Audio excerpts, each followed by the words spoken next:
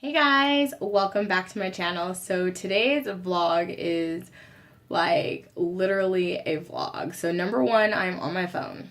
Number two, I'm using the front facing camera because I just recorded an entire, I don't know, 15-minute vlog for you guys, and 12 minutes of it was all that got on there. And since I didn't want to leave it cut off at the very end, I decided not to even use that vlog at all. So at this point, it is raining. It is cold outside. It is the last day of 2016, and I have no natural light inside of my house. Everything looks dark, and this is completely unedited. So I'm sitting here in the bathroom, if you cannot tell by the shower curtain behind me. So yeah, let's just jump right into this thing. So I'm sorry if my eyes look like they're looking all over the place. Like, I'm trying to figure out where the lens on this camera even is. This is ridiculous.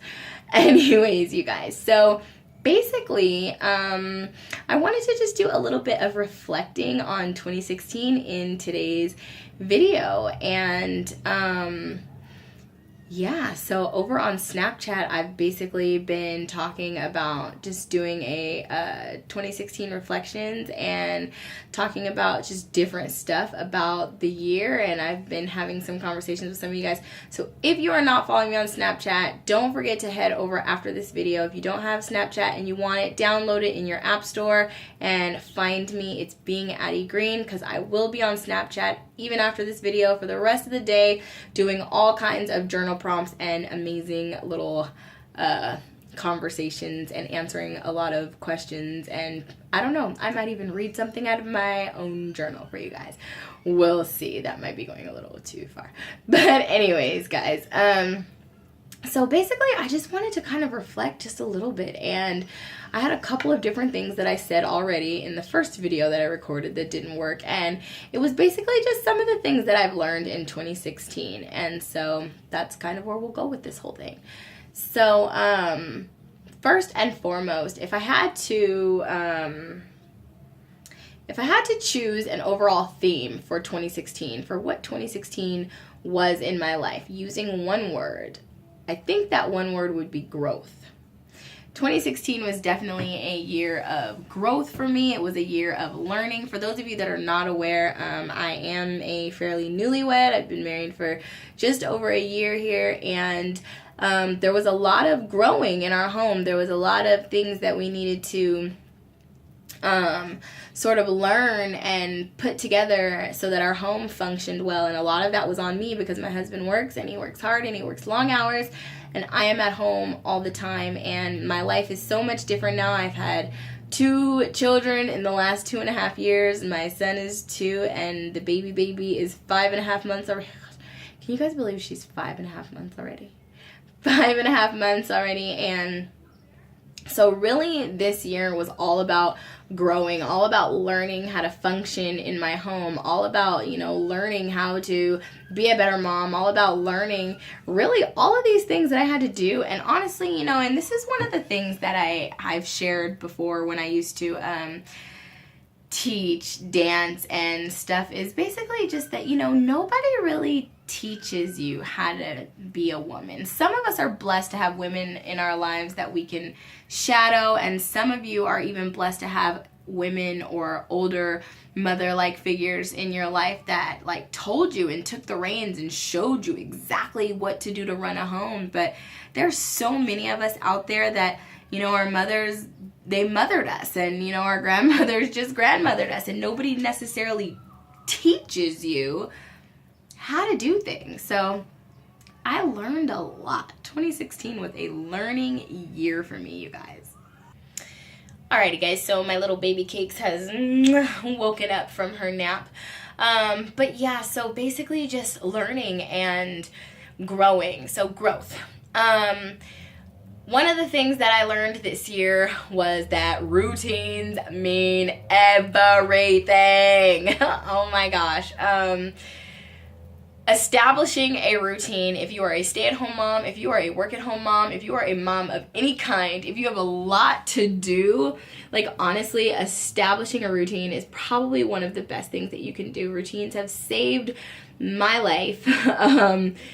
And I didn't know, you know, before I was introduced to Fly Lady, I had no idea, you know, that I should establish a morning routine. And it's not that I didn't have one, because of course I think that if you actually sat down and wrote what you did every day, everybody has a routine.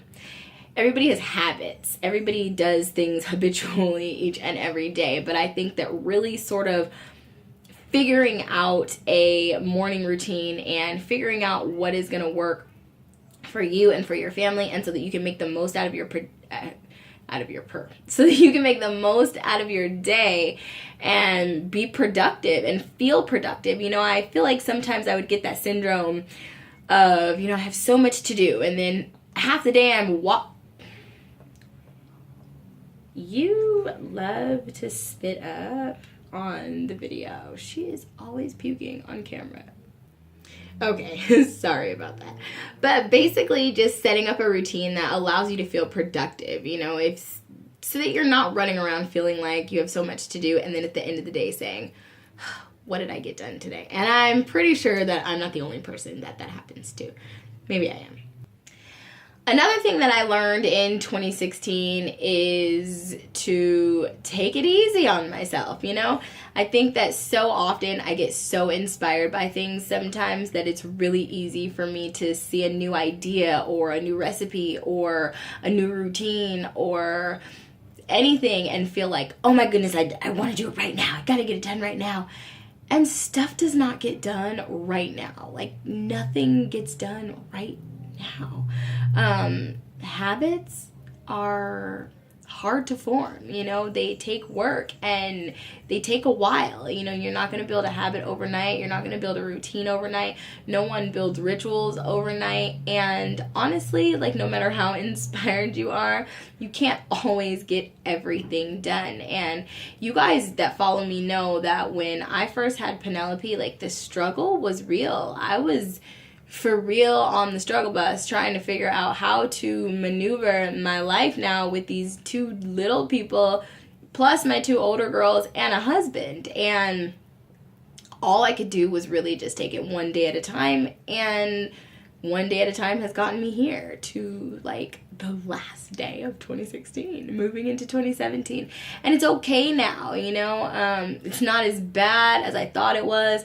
It's okay that there's still laundry sitting on my couch that needs to be put away. It really is okay. But, you know, just not to beat myself up over certain things, you know, to give myself a break and cut myself some slack sometimes, because while I like to believe that I am a superwoman, you know, even superwoman means a day off. So, definitely to cut myself some slack is something that I've learned this year too.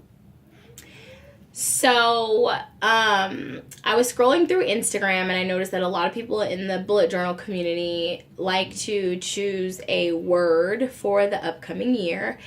And I've been working, oh my God, you guys, ever since I started bullet journaling, I have been journaling just about every single day. And I swear it has put just like such a spark back into my life. I love writing, and I've always loved writing. And at one point I was working on a book, and that kind of just fell by the wayside for a while. And I have just really stepped back into this like creative writing space, and I give myself prompts and I just find random things to write about. Sometimes they're, you know, self help and, you know, introspective, and other times I can say that the topic today is going to be an apple and just let the words kind of flow onto the pages. And I have been absolutely loving it. But I've noticed while scrolling through Instagram the one word for the upcoming year. And when I thought of that, I was like, ooh, okay, perfect. Like, I totally want to do this. And I was trying to think of what that one word was going to be for my upcoming year. And I couldn't figure out a word, like, and then all these words started coming to me, like words after words, and I couldn't choose just one. So I finally was able to figure out my 2017 word, and that word is to cultivate. And I really would like to cultivate positive and healthy routines and habits that are going to benefit my life and the life of my husband and my children. And I want to be able to cultivate these routines to save myself time, basically. Cultivating habits and cultivating routines that work well for me and that spark joy in my life, I think will help me to, basically just have more time to spend with my family, to have more time to spend playing with my kids than worrying about if they cleaned up their toys, and to have time to sit down at the dinner table and eat with my kids every night and, not stand up eating because I feel like something's not done or because I'm still trying to get something done. Or, I think that I've spent a lot of time growing and kind of seeing what works and what doesn't work. And I think that 2017 is going to be the year that I need to start putting those things that do work into action and kind of purging out those things that don't work. So my word is cultivate for 2017. And speaking of purging, 2016 has taught me to purge. It was at the beginning of this year that I read the book by Marie Kondo, The Life-Changing Magic of Tidying Up, and it is one of my favorite books. It has completely changed my life in a sense. This 2016 has been all about kind of like organizing for me and learning to get things organized. I don't think I'm all that organized of a person, so I've really tried to implement a lot of organizational tips into my life and into my home in 2016. And honestly, you guys, like, everything needs to be freaking organized. But you cannot organize unless you first clear the clutter. And clutter can come in so many forms. You can have people clutter, you can have emotional clutter, you can have sentimental clutter, you can have physical clutter. And honestly, we are hoarders sometimes. I know I am guilty of just hoarding things and really for no reason. So this year I've gone through 3 purges now, and they have all just done something to basically help benefit my life. And I'm not saying go completely minimalistic here, but I think what I'm saying is maybe, I would like to adapt a more minimalist mindset when it comes to like the things that I keep around and the things that I keep in my space. I don't need clothes that are restricting and too small, and I don't need, friends that are restricting and limiting in my life, and I don't need, whatever to fill my space with things that I don't love and that don't bring me joy. You guys, like, life is way too short to keep settling and to sit around being unhappy about things that we absolutely have the power to change. So purging is definitely something that 2016 has taught me how to do. And so that is pretty much it, you guys. I could probably go on and on and on about this all day, and I'm going to, but I'm going to be doing that over on Snapchat. Otherwise, this vlog will already be longer than the 15 minutes that it's going to be by the time I upload it. So I do want to know, though, what is going on with some of you guys out there, with those of you that are my subbies that come to watch my videos all the time. Let's talk. The best conversations happen down in the comment section, so drop me some comments. Let me know what your theme was for 2016. As you look back over your year, what was your overall theme? What is one word that can describe the year for you? What is your one word for 2017? What would you like to set your intention? What do you want to happen? What are you doing, mama? What do you want to happen in the upcoming year? Let me know if there's any lessons that you learned. What did 2016 teach you? And what did it bring you? And I look forward to reading your comments. I look forward to commenting back and just getting this conversation started. So if you're like me and you're doing nothing tonight but sitting in the house, let's chit chat. And don't forget to go and find me over on Snapchat. I'm doing journal prompting, and I'm just going to be talking about the different stuff that has helped me in my life this year, and having those conversations with you guys over there as well. So it is being Addie Green over on Snapchat.